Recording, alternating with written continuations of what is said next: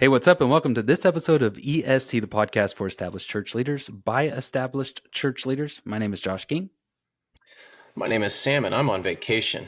You can You probably look, tell if yeah, you're you look watching good. on YouTube. hmm I Hey, so haven't what's the shaved. plus? What's the plus one? One more child. Oh, yeah, that's right. They're You're a the part of that. licensing agency for fostering, and they do a lot of other things. By the way, if you're looking for a good mission partner, One More Child is amazing. Child hunger, foster care, single moms, at-risk children. They do a ton of work. And I we didn't love it. plan to advertise for them. I just happened to be wearing one of the ball caps. But I serve on the board there, so full disclosure. Yeah. I know the inside, and the inside is good. I've seen the underbelly, and there ain't much of one at One More Child. Speaking of being on vacation, I'm sure a lot of your neighbors have seen your underbelly, and so you know. I am at the beach. How That could be about taken. How about belly? I don't know what you're just? underbelly. I don't know what my underbelly may be, but I'm not let's not sure go either. there. I'm sure it's just your belly. All right. So, what is the advertisement that we were planning on doing? Yeah, well, certainly we want to thank our sponsor, Church Teams. They've been sponsoring the show for quite some time now, and Boyd Pelly and his group are really just amazing people. I really enjoy telling you, the listener, about Church Teams just because they offer a really, really good product.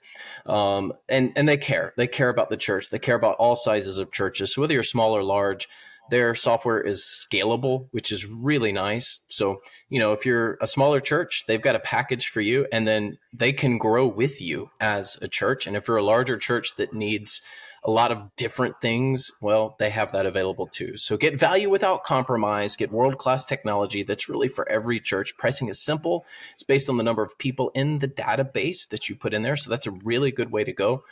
So it's good for both small and large churches. That means you get exactly what you need from them. They got plans starting at $37 a month for churches of 200 people and under. And you need to go check them out at est.church. They've got an offer for you, 2 months free. Just fill out the form. It's a no risk endeavor. You really should give them a look. So thank you, church teams. Thank you, Boyd, for sponsoring the show. It enables us to put out free content. Our sponsors help us do that at Church Answers. So we're very, very grateful to church teams. All right. Talking Yes, about we are. leading by example. How do you do that? Okay. Josh, you hear that all the time. All these books, the Yeah. spiritual Yeah. advice, you're the Mm. shepherd, lead by example. How? What does that look like actually? Man, I don't know. And I've been on sort of a process with this. And I mean, I don't know largely, but I do have some ideas on some of these subtopics that we've got. I think it's funny. I am just about done with a doctor of ministry and executive leadership. I just completed a year-long strategic leadership cohort. I wrote a paper or book on shepherd leadership. And I will be the first to tell you, leadership is hard, and leading by example is just about impossible because one of the underlying cultural situations that we're all dealing with is this current setting in which leadership is always viewed with suspect, that you can just be a confident leader and it's perceived that you are arrogant, or you can make a decision and that's perceived as abusive, those sort of things. So it is pivotal that you lead by example, because in the end of the day, your integrity and your reputation is what's going to win out. And I know that those get attacked all the time, and people talk about you and they whisper and they make up gossip and stuff like that. So I would just say that before we get into some of these topics, these subtopics, that leading by example is integral, because you can't just say it. You got to do it. And sometimes that's some real sacrificial stuff. Yeah, you bring up a good point. It is a challenge because as a leader, you're always going to have a target on you. People are always going to talk about you behind your. I mean, if you're a senior leader in any Mm-hmm. organization, we address the church, obviously, but that could be any place, business, academy, healthcare, whether you make widgets or not. If you're the Right. top person, people, by design, they're going to talk behind your back. And the reason that they talk behind your back is because since you're the senior leader, not everyone can have access to you all the time. Mhm. And you're the Mhm. one making a lot of the calls. So people are going to talk about the calls that you make.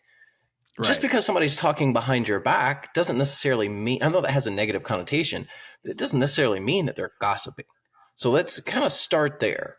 When you lead by example and when you're the top person, well, people are going to talk about you. And that could be a ministry Yeah. leader as well, not just necessarily Mhm. senior pastors. A lot of times, ministry leaders, whether they're staff or not, end up being kind of a topic of discussion when a call is made. So let's just Mhm. recognize that first. Part of leading by example is realizing that people are going to judge, quote unquote, talk about, and discuss the decisions that you make on behalf of the team or the church. So, how do we show ourselves in the best way that we can? Not obviously hiding things, but putting our best foot forward for those who follow, so that they can know what to do. So, let's talk spiritually. We'll talk there. Mhm. What Okay. does, All right. when you lead by example spiritually, let's say you're Mhm. the lead pastor, what does that look like in the church? Yeah, I mean, so this is a tricky one, right? Because your right hand shouldn't know what your left hand's doing. When you pray, go into your closet and pray, and your morning devotionals, those kind of things. So, what I would say is, first of all, do it. Like make sure that you have your spiritual disciplines down, and so you just really need to get that in line. If you're an established church leader and you're not reading your Bible and you're not praying, and we know that there are quite a few that don't, man, that's something that really should convict you. And I hope this show right now is convicting you and that you would, change that actions. But one of the things that I like to do, and this is part of the leadership by example, is just a Sunday. I did this. I said, there was a quote in my personal devotions this week. I thought it was really applicable and I wanted to share it with you. And so I read it. It was like this illustration. Now, I could have just read the quote, but I intentionally said it was in my personal devotions because I wanted them to see that I have my personal devotions, not so that they see me having personal devotions, but so that they're encouraged to continue on having their personal devotions. I know in the past as well, with apps like YouVersion Bible app, I've started little groups with my small group guys, and or even church wide. We're going to read through this book as we preach through it. Let's read it together. Get on this app. You can do it. I've got printouts. You can do the old school, like check the box if you want. But if you're on the app, go ahead and sign up for this group. And that's a great way to kind of, in those ways, lead by example. I've got one other. I know I've been kind of ranting here, but I've got one other, and you'll hear it a lot. Whenever someone asks you to pray, pray for them immediately, right there, right then. Say, I will pray for you. Let's pray right now. So that's always a good, if you can. I know sometimes like I'll get stopped after church or I'm going somewhere and I'm like, I will pray for, and I do. I pray later. But yeah, that's when you can. Those are a couple. What do you got, Sam? Any other ideas on how to lead or show that you're being spiritual? Yeah, I will say that in today's world of influencer culture, right? So this is Mm, something that really is at the forefront of, particularly with younger people, this idea that you would influence behavior or influence someone's thought process through social media. And a lot of times it's fake and people know it's fake, but even if it's fake, they still follow. mm-hmm. Influence is not leadership. That is a huge misnomer to say that leadership is influence. No. Right. Just because you're influencing someone doesn't mean that you are leading them. So Right. I would say that I would push into, and we'll talk about relational stuff here in a little bit, but I would push more into this uh, influence of presence Mm, and doing, okay, so you can post on social media like a shot of your Bible open and hey, I'm reading yeah. in today. That's fine. Like I don't really don't have a problem with that, and maybe good for you to do. But better for you to have that influence on someone, particularly as a spiritual leader, a pastor, in the moment with the person. And Mm-hmm. I think you bringing up prayer is a good example of that. If someone asks you to pray, well, stop what you're doing and Mm-hmm. Mm-hmm. and pray out loud and pray on their behalf. I think we've actually got an episode coming up here in a couple episodes about corporate prayer, and we'll talk specifically about prayer Right. in that episode. But I think part of spiritual leadership is done incarnationally, in the Mm-hmm. flesh. So how do you lead by example? You've got to be around people in order to do that. So I would say less influencer culture online. Us pastors can be guilty of that, and more in the moment sort of ministry presence. And that's a good way to lead by example spiritually. But Yeah. we've got physical as well. So we've got some categories here that we kind of jotted Yeah. down in our pre-show, all the hours of time that we spend pre-show talking about these things. How do you, so this is, I think, one of, at least in our tribe, where we fail miserably.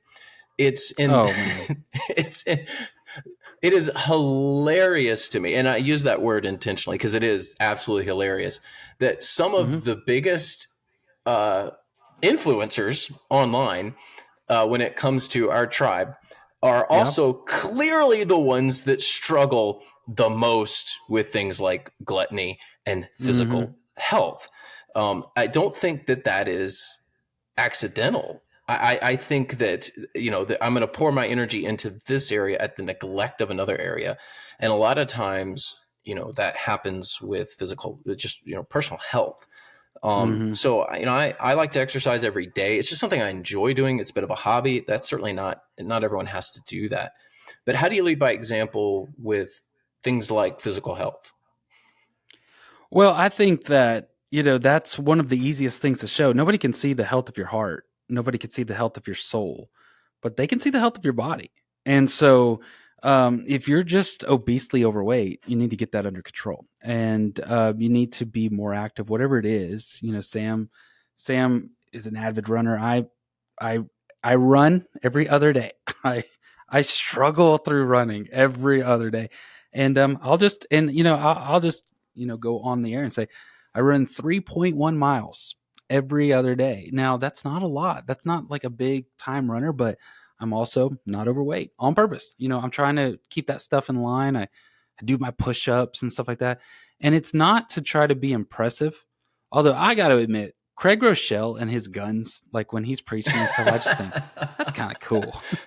I'm not thinking it as a pastor. I just think it as a dude. I think like that guy's kind of cool.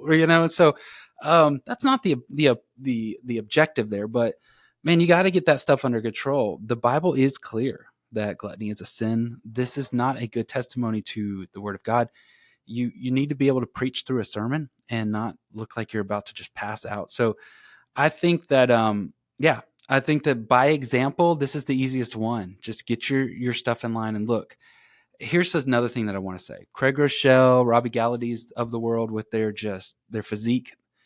Yeah, that leads by example. That shows discipline. That's a good thing. We're not going to dog on that. The other side of it, I would say, is let's say you are overweight and something you've struggled with your whole life. You starting on that and working through it and struggling through it, that is just as powerful of a testimony as somebody who is, just got this Greek like body. That's you working through that and losing small amounts over time. Man, don't let that become discouraging to you. You're doing a great thing. And I just want to champion you on in that pursuit. Yeah, I completely agree. This idea that pastors need to be have aspirational bodies, or even, God forbid, sex symbols. That idea Mm-hmm. needs to. That's not healthy. But I Mm-hmm. think your example of, hey, I am overweight. I need to lose some weight, and I'm going to, in a very visible way, because you can't avoid, Mm-hmm. people will see you. Mm-hmm. I'm going to get to where I need to be. I think Mm-hmm. that's very encouraging. So no, you don't need to look like, oh, name, you named two that are Mm-hmm. from all. I know Robbie, he's a great guy. Mm-hmm. I don't know Greg, but both, seem to be good pastors. Let me just put it that way. Yeah. There are others who, um, have made themselves sex symbols that it didn't pan out so well for Didn't them. pan out. Yeah, One of them's so living down there by you now. Or well, no, he was. Now he's in Tulsa. But yeah, different yeah, guy. he's not. Different Well, guy. Yeah, he was in the yes, and that's a discussion we can have off air because I got all Yeah. sorts of quote unquote rumors that I heard that that just they don't need to be shared.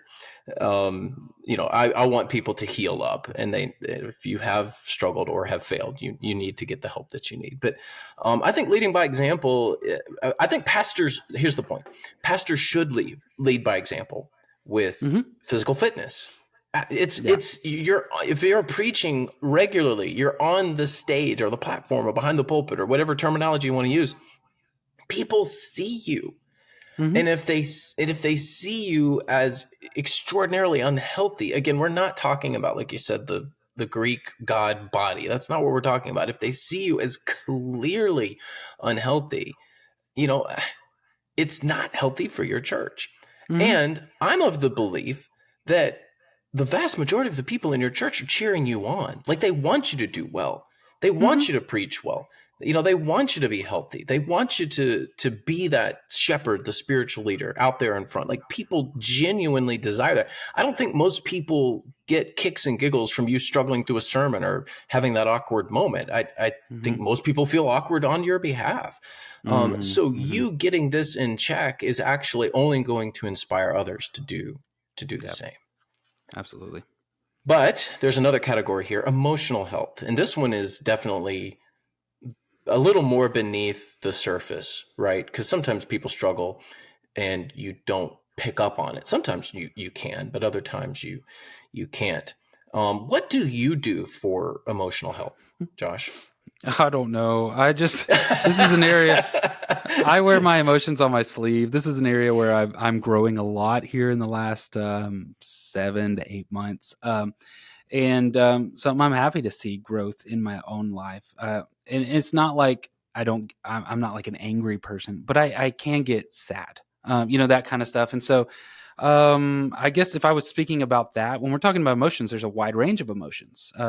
You could be just like the goofy kind of like always happy kind of person that needs to be in check just as much as anger needs to be in check. So, with the sadness and stuff like that, I'll say there's just a bunch of things that are helping me, staying, running, reading, having my disciplines, those sort of stuff.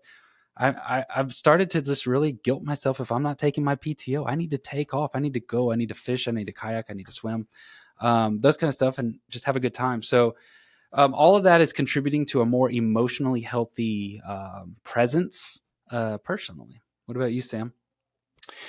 Yeah, I've not struggled. I've struggled in many ways as a pastor. This is an area that emotionally I've been able to have most things in check. I certainly don't want to act like I've got everything figured out because I know a lot of people struggle in this area. So I may not be the best one to talk to when it comes to, hey, I've really had these struggles and I've been able to work through them. I Mm-hmm. guess balanced is the word I would use, balanced emotionally. So there's times to be goofy. There's times to be sad. There's times to have anger. You are a human being. You are going to run the gamut of emotions. It's fine Right. for you to show those emotions. If you're in a healthy place, I think people need to see you showing your emotions in a healthy way. I think that's a good way to lead by example as a pastor. So I don't necessarily try to hide my goofiness or my anger or those things. And I tell people, well, and this is what I'm feeling right now. And I think that Mm-hmm. emotional honesty is one of the healthiest things that you can show your people. Now, you may struggle with sadness more than another emotion, and I think you Mm-hmm. having good people around you, having that accountability, whether that's elders or deacons or staff or whoever it is to help you know, hey, sometimes you don't see it, you've got your blinders on, having people say, Mm-hmm. hey, I see this in you right now. I think that's healthy as well. So letting your church know about your system of accountability, whatever that may be, Mm-hmm. Yep. particularly around emotional health, is important. And I would say seeking help and getting help if you need it is also a good way to lead by example. Pastors should see counselors. You don't have to suffer through this alone. Like if you need marriage counseling, get marriage counseling. If You need to see somebody about, a certain emotion to see somebody about, I think, you don't necessarily want to show every struggle publicly. I think there's wisdom in, what you share and how you share it. But another good way to lead by example is simply to get the help that you need so that when you're counseling others spiritually, now, if you're a Yeah. pastor and you have the professional credentials, that's great. But when you're shepherding people, tell them, hey, go, I've sought help. You can do the same as well. So Hmm. I think this Hmm. is an area that, like physical well-being, I think pastors aren't nearly as good at. I think we can do a much, much better job here. Well, you bring up the physical well-being. I think that that's a good thing that you need to work at it. It's not just something you are. And likely if you haven't done work on it, you need work on it. And so it's like nobody's born with just like a perfect body. And if you just don't work on it, it's going to get worse. So there's probably some area where it's like, oh man, I really need to shore up that. I have some insecurities in there. Or I have some baggage in this area and I really need to work through those things. And you mentioned earlier a safe space. And if your church or your church leadership is in a spot where they see your emotions as negatives or as weaknesses, then I don't know that you're in a safe space. And maybe that's something that you need to adjust later. Yeah. All right, Cool. financial. Let's talk about leading. This one is a pet peeve of mine. My brother Art does a lot with personal finance. But man, we see this Yeah. a lot at Church Answers, and we do try to help people here. Hmm. But goodness, pastors, you've got to get a handle on your finances. You do. Oh man, how many horror stories I've heard of.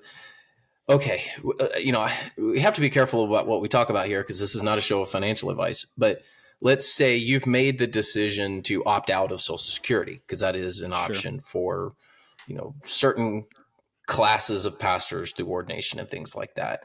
But you don't set aside the corresponding amount on your own to retire. Hmm. Hmm. Shame on you Yeah. You need to because figure you that out. have put un this unnecessary burden on your church. You're going to get to retirement age and you're not going to be able to retire. And these people who have cared for you as a pastor and have provided support now feel some sort of obligation because you just didn't do what you were supposed to do. I understand that a lot of pastors don't make a lot of money. Totally Hmm. get that. And churches should step up and pay pastors what they need to pay. Right. But I Right. also see a lot of pastors that don't make wise financial decisions Hmm. and end up not having what they need for Yeah. retirement. We don't have pension, at least in our tribe. Now, some, tribes do. They do a better job. Some Hmm. denominations. What are some of the benefits of a denomination? Let me tell you. I've seen some of the retirements that some denominations offer to pastors, Hmm. and it's like, well, I'm ready to go Methodist or I'm ready to be Presbyterian because I've seen Yeah, I've seen what some of they're these taking churches care. pay, and it's like, yeah, there are Right. Baptists are notorious for like paying too low.